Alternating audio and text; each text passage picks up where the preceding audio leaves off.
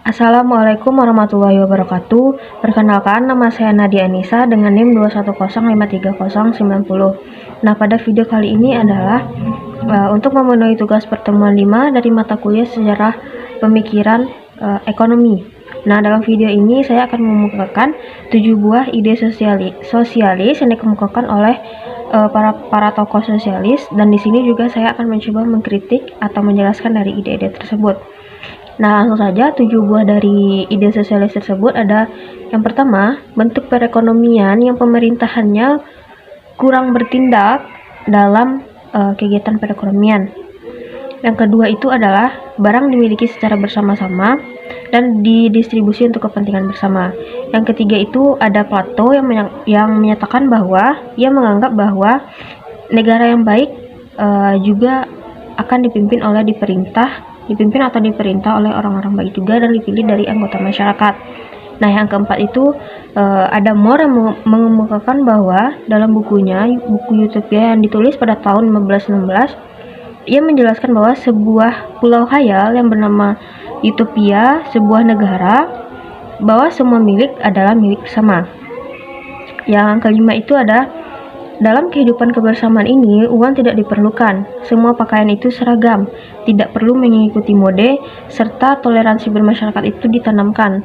Yang keenam itu ada berpihak pada penjatahan tanah.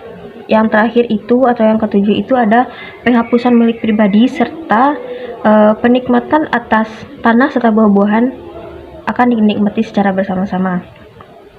Nah, di sini saya akan coba mengkritik dari yang pertama, yaitu bentuk perekonomian di mana pemerintah kurang bertindak sebagai pihak kepercayaan dari masyarakat.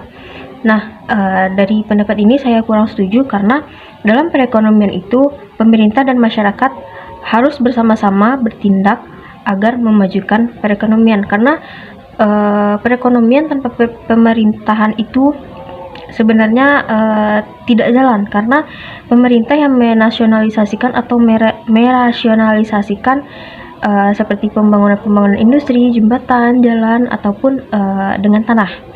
Nah, ide yang kedua itu ada barang dimiliki secara bersama-sama dan didistribusikan secara bersama-sama.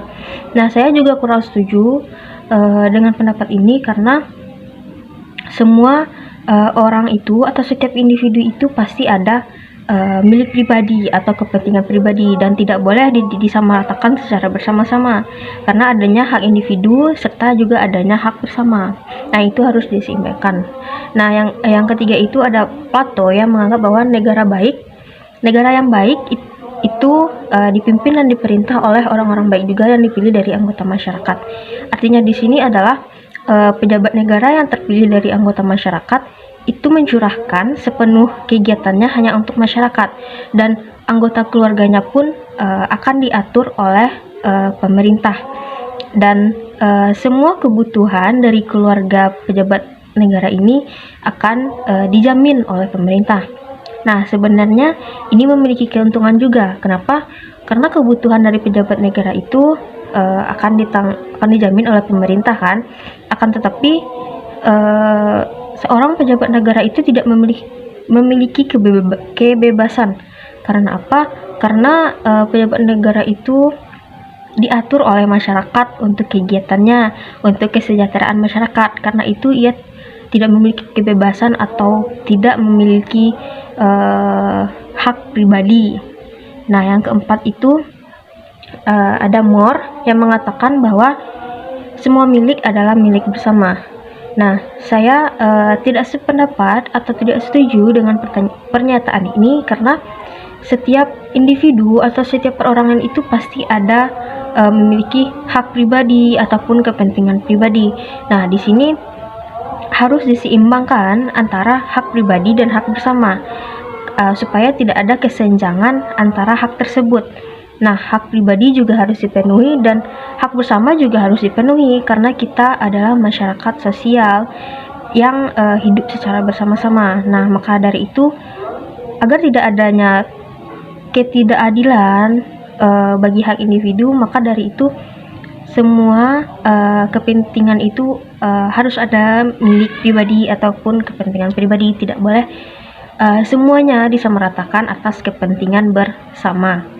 Nah, selanjutnya itu yang kelima itu ada dalam kehidupan kebersamaan ini uang tidak diperlukan. Semua pakaian adalah seragam, tidak boleh mengikuti mode atau tidak perlu mengikuti mode, serta toleransi bermasyarakat ditanamkan. Nah, di sini dapat dibuktikan bahwa kalau setiap anggota masyarakat itu diatur secara bersama-sama di dalam ide sosialisme ini.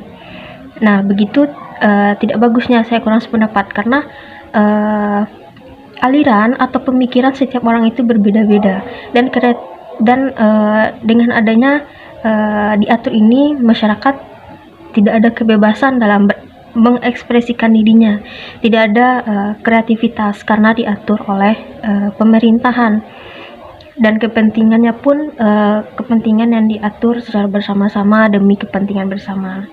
Nah, setelah yang saya sudah jelaskan tadi bahwa individu itu ada memiliki kepentingan pribadi dan adanya kepentingan bersama juga. Nah, setiap individu itu sebenarnya harus ada kebebasan dalam melakukan kegiatan perekonomian.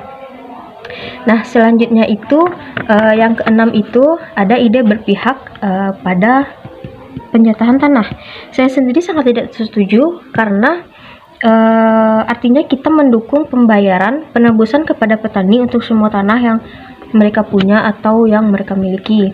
Yang selanjutnya itu adalah penghapusan milik pribadi serta penikmatan atas tanah dan buah-buahan secara bersama-sama.